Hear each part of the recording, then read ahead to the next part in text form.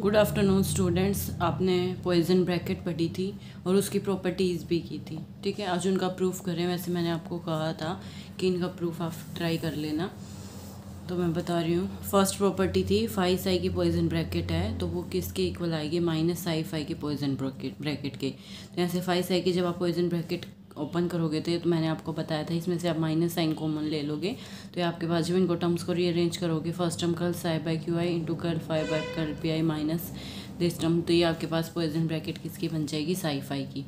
Second property थी c into phi की। साई के साथ पॉइजन ब्रैकेट लोगे तो सी बाहर आ जाएगा। जब हम ऐसा करते हैं तो पहले हम पॉइजन ब्रैकेट खोल कर देखेंगे। सी तो कांस्टेंट है, डेरिवेटिव से बाहर आ जाएगा। अब दोनों टर्म्स में सी है, सी को कॉमन निकाल दो तो ये अंदर पॉइजन ब्रैकेट बन जाएगी फाई साई की। यही आपको प्रूव करना था।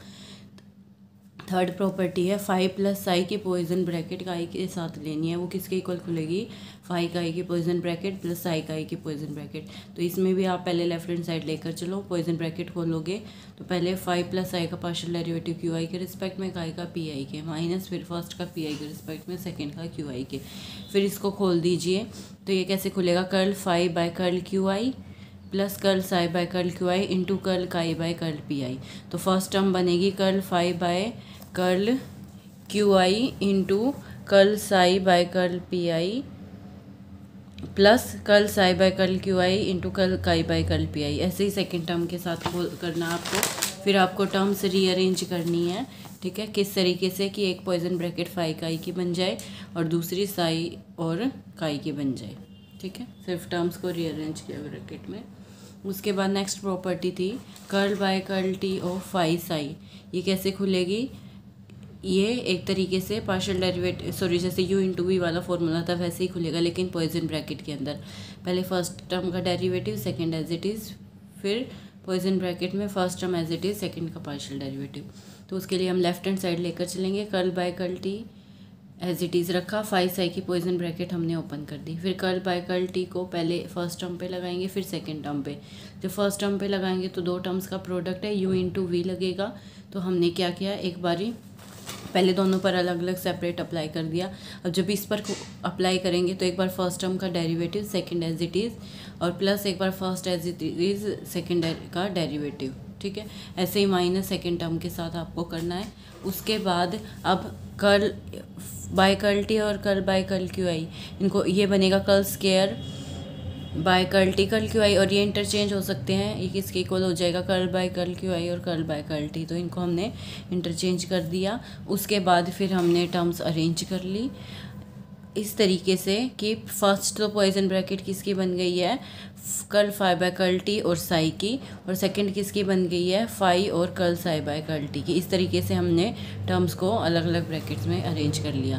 तो ये आपके पास फोर्थ प्रॉपर्टी का प्रूफ है। लास्ट फिफ्थ प्रॉपर्टी है Poisson identity, most important property है। तो इसमें क्या कहते थे हम कि हमारे पास तीन फंक्शन है फाई साई काई, ठीक है, हैमिल्टन्स वेरिएबल के।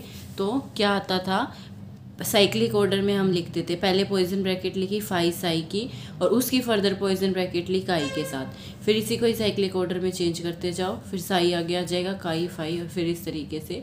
तो ये इन तीनों का सम किसके इक्वल आएगा? ज़ीरो के इक्वल आएगा। ये हमें प्रूव करना है। तो उसके लिए हमने खुद से कंसीडर किए दो डिफरेंशियल ऑपरेटर, एक्स और वाई, उनको नाम दिया। फर्स्ट ऑर्डर के डिफरेंशियल ऑपरेटर हैं। इनको अगर ये किस तरीके से काम करते हैं, इनको हम किसी फंक्शन एफ पर लगाएंगे तो किस तरीके से खुलेगा? एक्स को मान लीजिए एफ पर अप्लाई कर रहे हैं तो कैसे खुलेगा? समेशन के varying from 1 to n x के इंटू इसका partial derivative curl F by curl x के। कैसे है ये? अगर एफ x1 x2 xn का फंक्शन है और x इसके ऊपर मैं अप्लाई कर रही हूँ तो कैसे खुलेगा? x1 into curl F by curl x1 plus x2 curl F by curl x2 up to so, इस तरीके से।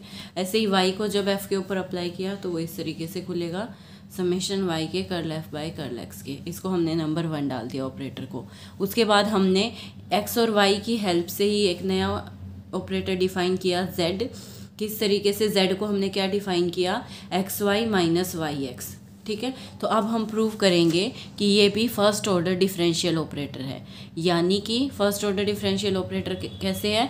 यानी कि इस z को भी अगर हम f के ऊपर अप्लाई करेंगे, यानी कि x y minus y x को जब हम f पर अप्लाई करेंगे तो वो भी कैसे खुलेगा? इनकी तरह, समेशन कोई टर्म आएगी और साथ में curl f by curl x के। ठीक है। तो ये प्रूव करने के लिए हमने जेड एफ कंसिडर किया, x y minus y x को एफ पर अप्लाई किया। ये दो क्या है, दो फंक्शंस की प्रोडक्ट है, दो ऑपरेटर्स की प्रोडक्ट है, तो पहले फर्स्ट वाला अप्लाई होगा, बाद में एक्स अप्लाई होगा। तो क्या किया, पहले वाई को एफ पर अप्लाई किया और उसके बाहर एक्स रखा। ऐसे ही माइनस वाई एक्स को एफ पे अप्लाई किया। अभी अभी मैंने बताया वाई ऑपरेटर एफ पर अप्लाई होगा तो कैसे होगा, समेशन वाई के curl f y curl x के, ऐसे ही एक्स एफ की वैल्यू रख दी।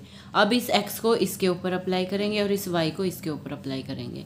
ये कैसे अप्लाई होगा, जब x को इसके ऊपर अप्लाई करेंगे, दोबारा से k नहीं ले सकते क्योंकि k पहले ही ले रखा, तो हमने एक नया वेरिएबल मान लिया, summation k varying from 1 to n as it is रखा। और जब x को इसके ऊपर अप्लाई करें तो उसके लिए हमने वेरिएबल ले लिया i, summation i varying from 1 to n। तो कैसे खुलेगा, xi और इसका derivative with respect to xi, ठीक है। तो xi curl by curl xi of this term minus ऐसे ही y को जब इसके ऊपर अप्लाई करेंगे तो summation i varying from 1 to n yi और curl by curl xi of this term. Clear है यहाँ तक। अब उसके बाद आगे देखिए हम क्या कर रहे हैं, इसको खोल रहे हैं। हमने क्या किया, ये जो पार्शियल डेरिवेटिव है इसके ऊपर अप्लाई हुआ है, ऐसे ये पार्शियल डेरिवेटिव, ये इसको खोल लेंगे तो प्रोडक्ट रूल लगेगा, ठीक है। तो जब फर्स्ट टर्म आप खोलोगे तो क्या आएगा, xi फर्स्ट फंक्शन y के को एज इट इज़ रखा और कर्ल बाय कर्ल xi को अप्लाई किया f के ऊपर, ठीक है। तो curl f by curl x के था और दोबारा curl by curl xi apply किया तो ये हो जाएगा। और प्लस xi फर्स्ट फंक्शन था y के, उस पर डेरिवेटिव अप्लाई किया और सेकंड को एज इट इज़ रखा। ऐसे ही सेकंड फंक्शन के साथ किया हमने। उसके बाद ये और ये टर्म देखिए सेम है, ये मत सोचना यहाँ xi है और y के, यहाँ yi और x के, इससे फ़र्क नहीं पड़ता क्योंकि i और के दोनों ही 1 to n वेरी करें, तो इसका मतलब ये दोनों टर्म्स क्या हैं, सेम है, तो ये कैंसिल आउट हो जाएंगी, सिर्फ ये दोनों टर्म्स बचेंगी। अब इन दोनों टर्म्स में से क्या कॉमन आ रहा है, curl f by curl x के दोनों टर्म्स में से कॉमन आ रहा है, ठीक है, तो वो हमने कॉमन निकाल दिया। अब ये देखिए summation i varying from 1 to n x i curl by curl x i of y के, तो इसका मतलब क्या है कि एक्स ऑपरेटर इस वाई के पर अप्लाई हो रहा है। जब x को y के ऊपर अप्लाई करोगे तो कैसे खुलेगा, summation i varying from 1 to n x i curl by curl xi of y के, यही तो टर्म है। इसी तरीके से यहाँ से ये y किस पर अप्लाई हो रहा है, इस x के पर अप्लाई हो रहा है, ठीक है। और into curl f by curl x के चल ही रहा था, तो देखिए ये उसी फॉर्म का नहीं आ गया, कोई यहाँ टर्म थी और into curl f by curl x के, तो इसका मतलब ये z जो कि x i minus y x के इक्वल था, ये क्या आ गया, फर्स्ट ऑर्डर ऑपरेटर आ गया, ठीक है। उसके बाद अब हम लेंगे now taking first order operator capital phi on the function f defined by. अब कैपिटल फाई हमने ऑपरेटर लिया है और किस तरीके से डिफाइन किया है कि उसको जब किसी फंक्शन एफ पर अप्लाई करेंगे तो वो कैसे खुलेगा, Poisson bracket of phi f, ठीक है। फिर हमने यहाँ पर पॉइजन ब्रैकेट की डेफिनेशन अप्लाई कर दी। ऐसे ही सिमिलरली कैपिटल साई को एफ पर अप्लाई करेंगे और कैपिटल आई को फाई के ऊपर अप्लाई करेंगे, तो ये हमारे पास आ जाएगा। उसके बाद देखिए अब इसने क्या कहा है, which shows that when all these operators are applied on the function f this includes only first order partial derivative. ये तो आप देख ही सकते हो, इनमें कोई भी सेकंड ऑर्डर डेरिवेटिव दिखेगा ही नहीं, तो ये सारे किसको कंटेन कर रहे हैं, सिर्फ फर्स्ट ऑर्डर पार्शियल डेरिवेटिव्स को ही कंटेन कर रहे हैं, ठीक है। अब हमें प्रूव क्या करना था कि इन तीनों के पॉइजन ब्रैकेट का सम किसके इक्वल आ जाए, 0 के इक्वल आ जाए। तो इसमें हम पहले सिर्फ एक फर्स्ट टर्म को कंसीडर करके चलेंगे। तो इसमें ये क्या है, फाई साई की पॉइजन ब्रैकेट और फिर इसकी पूरे काई के साथ पॉइजन ब्रैकेट। तो पहले हमने ये अंदर वाली पॉइजन ब्रैकेट खोल ली, कैसे खुलती थी, summation curl phi by curl Q I into curl psi by curl P I minus curl psi by curl Q I और curl phi by curl P I into chi, ठीक है। ये poison bracket खोल दी। अब इसकी poison bracket किसके साथ खोलेंगे, काई के साथ खोलेंगे। फिर से एक नया वेरिएबल ले लेंगे, वो नया वेरिएबल हमने ले लिया J varying from 1 to n, first term का डेरिवेटिव क्यू जे के रिस्पेक्ट में और सेकंड का पी जे के रिस्पेक्ट में, फिर माइनस फर्स्ट का पी जे के रिस्पेक्ट में और सेकंड का क्यू जे के रिस्पेक्ट में, ऐसे ही खुलती थी पॉइजन ब्रैकेट, ठीक है। अब समेशन हमने दोनों टर्म पर अलग अलग अप्लाई कर दिया, ठीक है। Summation j varying from 1 to n first term पर भी लगा दिया और फिर माइनस सेकंड टर्म पर भी लगा दिया। अब यहाँ पर आई और जे दोनों 1 to n वेरी करे थे, समेशन को कंबाइन कर लिया, आई जे वेरिंग फ्रॉम 1 to n। अब ये कर्ल बाय कर्ल क्यू जे पहले हम फर्स्ट टर्म पर लगाएंगे तो प्रोडक्ट रूल लगेगा, तो पहले फर्स्ट टर्म का डेरिवेटिव किया, सेकंड को एज इट इज़ रखा, ठीक है, प्लस फिर फर्स्ट को एज इट इज़ रखा, सेकंड का डेरिवेटिव किया, माइनस ऐसे ही सेकंड टर्म के साथ करना है, into curl chi by curl p j as it is. यही काम आप सेकंड टर्म के साथ करोगे। सेकंड में भी curl by curl p j को इस पर अप्लाई करोगे तो प्रोडक्ट रूल लगेगा। एक बार फर्स्ट का derivative second as it is, एक बार first as it is second का डेरिवेटिव, ऐसे ही फिर सेकंड टर्म पर अप्लाई करोगे। ठीक है, उसके बाद अब इसको नंबर 2 डाल के छोड़ दिया। ये क्या कह रहा है, this equation contains second order partial derivatives of phi and Sai.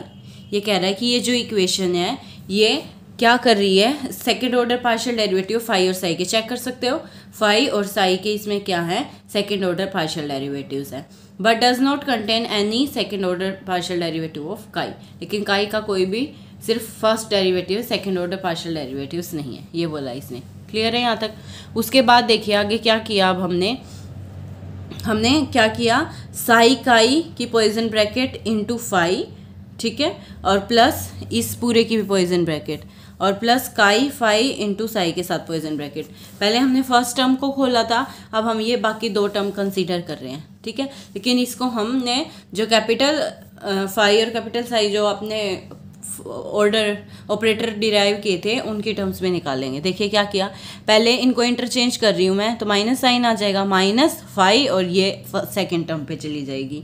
और इसमें मैंने इन दोनों को इंटरचेंज किया है, तो सिर्फ इसके आगे माइनस साइन आ गया, फाई काई और साई एज इट इज़। ठीक है, उसके बाद फर्स्ट टर्म को तो रखा एज इट इज़, और इसको फिर से इंटरचेंज किया, तो इस प्लस की साइन की जगह क्या आ जाएगा, फिर से माइनस साइन, साई आगे आ गया और इसको पीछे रख लिया, ये माइनस माइनस तो बन जाएगा प्लस। अब इसका मतलब देखो, फाई को इस पॉइजन ब्रैकेट, ये पॉइजन ब्रैकेट है किसकी, फाई, और साई एक्स की फिर से पॉइजन ब्रैकेट है। तो पहले मैं इस अंदर वाले को कर रही हूँ, इसका मतलब क्या है, कैपिटल साई ऑपरेटर को एक्स के ऊपर अप्लाई किया गया है। देखिए क्या था, जब फाई और एफ की पॉइजन ब्रैकेट थी तो इसका मतलब कैपिटल फाई को एफ पर अप्लाई कर रहे थे, दोनों का मतलब सेम ही है। तो यहाँ पर भी साई और काई की पॉइजन ब्रैकेट है, तो इसका मतलब कैपिटल साई को काई के ऊपर अप्लाई कर रहे हैं, यही लिखा है। ठीक है, अब यहाँ से माइनस माइनस प्लस, फिर से इस अंदर वाली ब्रैकेट में देखिए फाई और काई की पॉइजन ब्रैकेट है, तो इसका मतलब कैपिटल फाई को काई के ऊपर अप्लाई कर रहे हैं। क्लियर हुआ। अब उसके बाद फिर से फाई की इसके साथ पॉइजन ब्रैकेट है, तो इसका मतलब कैपिटल फाई को इसके ऊपर अप्लाई कर रहे हैं। ठीक है, और यहाँ पर कैपिटल साई को इसके ऊपर अप्लाई कर रहे हैं। दोनों में से काई को तो कॉमन निकाल दिया, कैपिटल फाई को अप्लाई किया कैपिटल साई पर, और कैपिटल साई के साथ क्या आ गया, कैपिटल फाई, और इसके आगे ये माइनस साइन था। ठीक है, ये टर्म हमारे पास आ गई। अब इसके बाद ये क्या कह रहा है, this is a first order differential operator relative to function chi, and according to defined operator z, this operator does not contain any second order partial derivatives of function chi। ये क्या कह रहा है कि ये भी differential first order differential operator आया है काई के रिस्पेक्ट में। देखिए जैसे z हमारे पास है ना, उसी को कह रहा है। हम इसको कंपेयर करके देखते हैं z के साथ। z क्या था, x y minus y x, तो इसको मान लो x और इसको मान लो y, तो x y minus y x.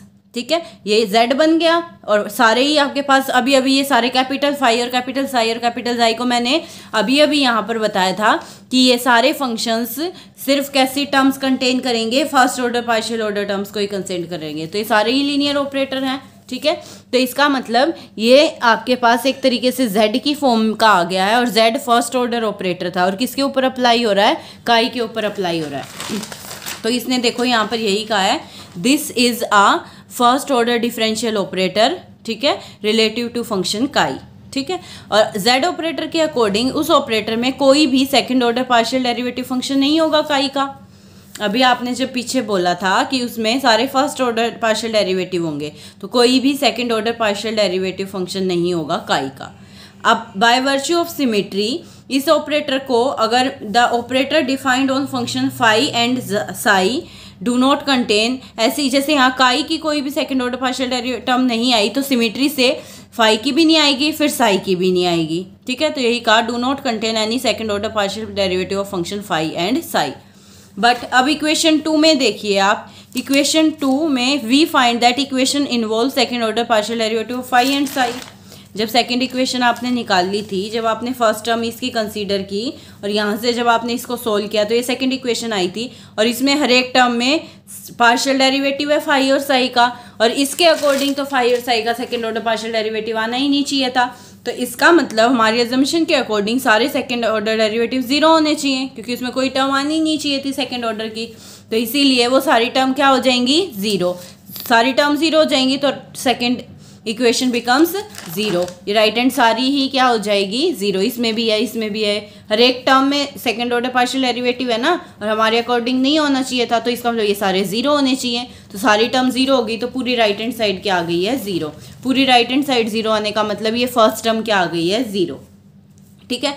Similarly second term भी जीरो आएगी और थर्ड टर्म भी क्या आएगी, जीरो। तो जीरो प्लस जीरो किसके इक्वल आ जाएगा, जीरो के। और इसको जीरो के इक्वल ही प्रूव करना था, तो यही लिखा है हमारी असम्पशन के अकॉर्डिंग सेकेंड जीरो आ गई। This implies all the terms of equation 1 must be zero, which shows that तीनों का सम भी क्या आ जाएगा, जीरो। तो ये हमारे पास किसका प्रूफ है, पॉइजन्स आइडेंटिटी का प्रूफ है। ठीक है।